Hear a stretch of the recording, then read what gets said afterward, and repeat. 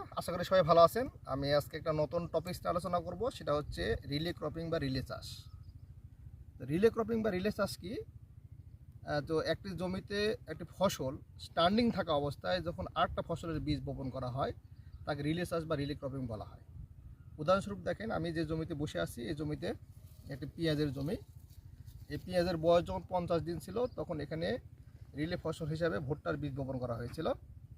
তো আজকে পেঁয়াজের বয়স হলো 70 দিন, হয়তো সর্বোচ্চ আর 10 দিন পরে জমিতে পেঁয়াজ ওঠানো হবে। পেঁয়াজ ওঠানোর পরে জমিতে রিলে ফসল হিসেবে ভুট্টা থেকে যাবে। তাহলে বুঝতে পারছেন যে একটি জমি ফসল থাকা অবস্থায় জমিতে আর একটা ফসলের বীজ যখন বপন করা হয় সেটা রিলে ক্রপিং বলা হয়। তো রিলে ক্রপিংয়ের সুবিধা হলো কি? রিলে ক্রপিং হচ্ছে একটি আধুনিক চাষাবাদ পদ্ধতি এবং এটি এটি ঘন চাষাবাদের একটি অংশ।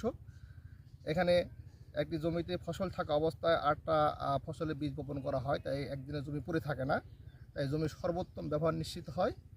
আর যেহেতু একটি ফসল থাকা অবস্থায় আরেকটি ফসলের বীজ বপন করা হয়, এখানে নতুন করে চাষাবাদ দেওয়ার প্রয়োজন হয় না, তাই উৎপাদন খরচও কমে যায়।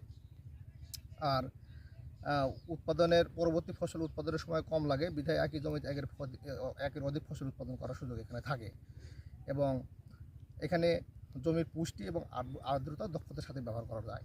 তো যাদের পেঁয়াজের বয়স আপনার 50-55 দিন, তারা রিলে ক্রপিং হিসেবে এখন ভুট্টার বীজ বপন করতে পারেন।